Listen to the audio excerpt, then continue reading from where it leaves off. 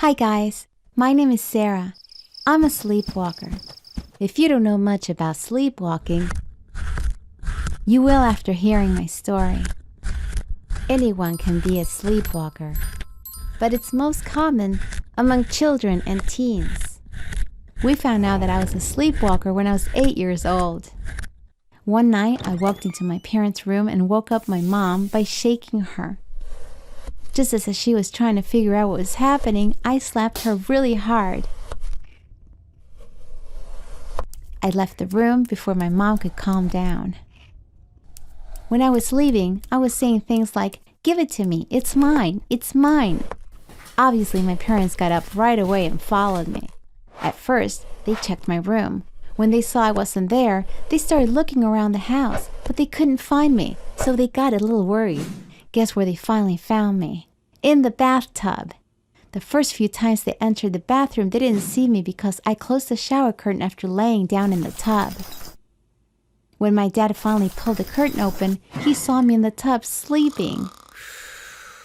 Unfortunately, my mom spent that whole week with a black eye. I think she had told me she'd walked into a door. My mom only told me the true story last year, laughing about it. I was a little upset that I hurt her, but compared to everything else that happened to me because of sleepwalking, this incident is pretty innocent. Especially what happened this one night. I'm sure you'll agree with me when you hear about it. But first, I need to tell you a little more about sleepwalking. You know how in movies, sleepwalkers walk around like zombies with their arms raised in front of them? That's so not true. Sleepwalking happens in the deepest part of sleep, but somehow the brain allows the person to move around. Scientists haven't figured out how exactly this happens yet. There are people who eat while sleepwalking or even drive their cars for hours. I've been told that when I sleepwalk, my eyes look like a doll's. Even though my eyes are open, my expression is blank. In the darkness, my memory helps me walk around as if they were light. For example, I can easily find doors. One year, we rented a summer house.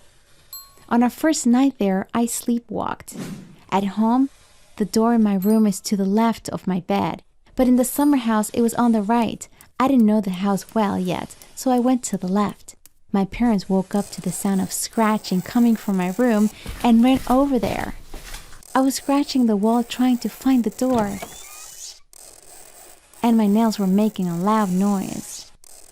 Doctors usually refer to sleepwalking as a behavioral disorder rather than an illness. They still don't know what causes it, but they're almost sure that it's genetic. So if you're a sleepwalker, it's highly likely that there's another sleepwalker in your family. For me, it's my aunt. One night, when my mom was still living with her parents, she got up to go to the bathroom and saw her sister in the living room. She was vacuuming the floor. My mom knew that her sister was a sleepwalker, but at first, she thought that she was just cleaning because she spilled something on the floor. But then she saw that the vacuum wasn't connected to a power outlet. Yet, in her sleep, my aunt seemed to think she was really vacuuming.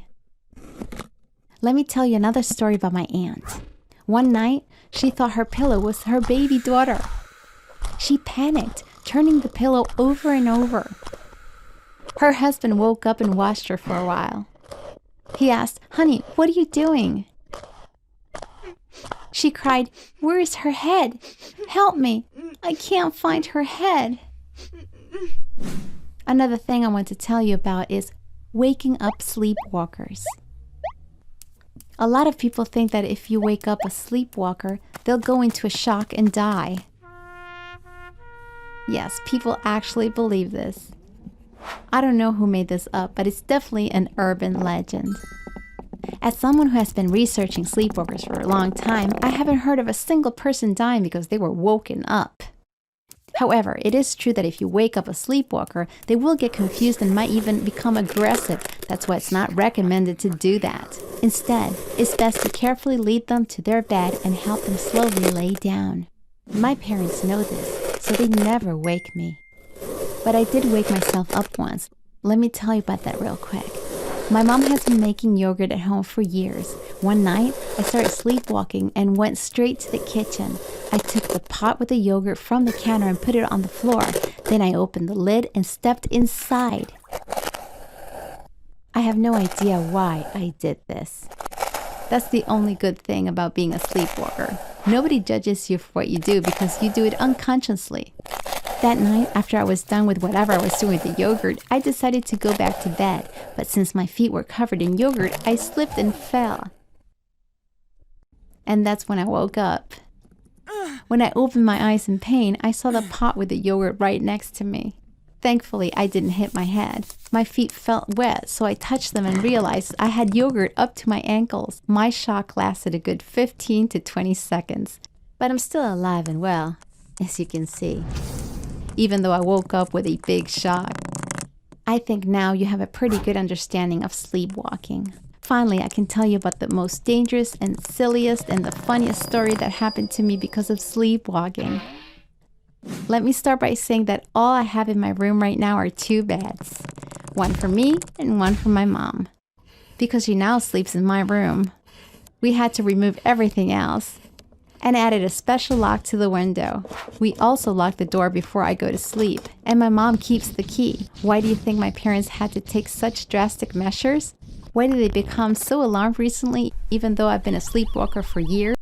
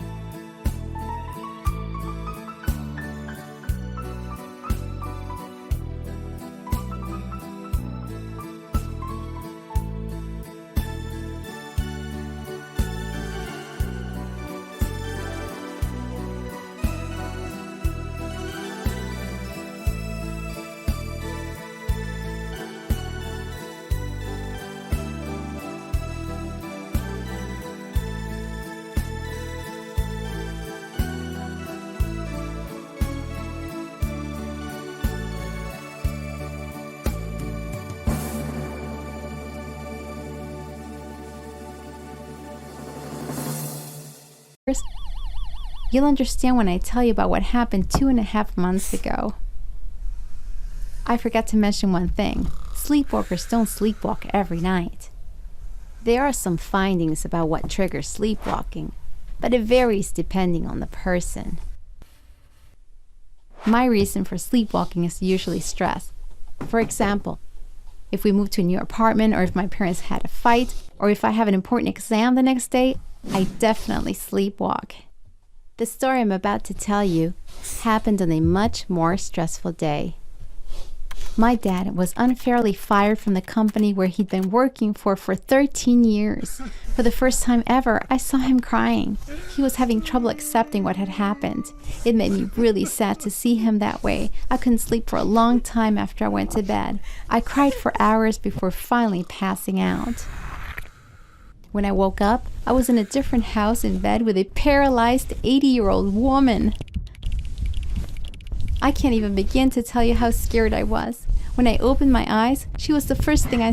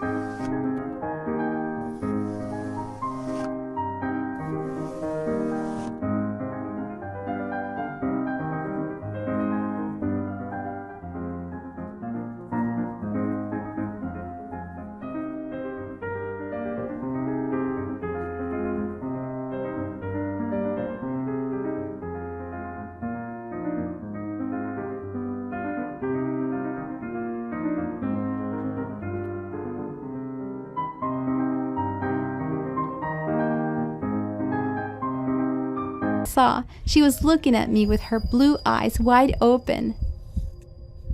She couldn't react because she wasn't able to speak or move, but I could tell she was as scared as I was. The next day, my dad and I put on our detective hats and figured out exactly what happened the night before. It turns out that I got into bed with the woman, Mrs. Roberts, in 3 steps. Step 1, fly through the window. We figured out that I got out of bed at around 4:30 a.m. My parents say that my door was closed in the morning. That means I didn't walk around at home. When I sleepwalk, I open doors and I never close them. So I must have gone straight for the window. Whatever I was dreaming of led me to open the window and step on the windowsill. And I just kind of let myself fly down from the 3rd floor. I fell onto the awning below and then flew onto the patio umbrella of a pizza place as if I were jumping on a trampoline. I must have woken up by then because I remember hitting the umbrella quite well. I tend to confuse dream and reality in this state, so I thought it was a dream. I think it was pretty natural for me to think so since what was happening was quite extraordinary. Parts of these falls were caught by the security cameras of nearby stores, and the footage is just like a Hollywood movie. I'm laughing about it now, but my parents couldn't recover for days after watching me fall. Now, step 2, running like crazy. Apparently, there was a refugee staying at the pizza shop at night. He ran out as he heard the noise. And he saw me, a girl who had just done a soft landing thanks to the awning and the umbrella, and who was sleeping like a baby on the sidewalk. He checked my pulse to see if I was alive. At that moment, I opened my eyes. Before he could realize what was happening, I started running, and he started running after me. He was screaming, "I'm just trying to help you." He was probably worried about getting in trouble because he was in the country illegally. I ran for a while with him chasing me, but eventually he gave up because he was a little overweight, so he got tired. Can you believe that I kept on running while I was sleeping? Well, that's exactly what happened. Finally, step 3, entering the apartment through the window. There are no witnesses here. The people who live in the apartment that I walked into say that their cat Bella goes out at night during summer, coming in and out through the same window. The cat uses Mrs. Roberts' window, so it's always open, including at night. But that night, it wasn't just Bella who used it. I don't know how I managed, but I climbed in through the window and went straight to bed. Mrs. Roberts woke up but couldn't do anything because of her paralysis. As you can see, there's a good reason for my mom to sleep in my room and for the window locks. Thanks for listening. If you want to send your story, why don't you email it to the address in the info section below? Bye!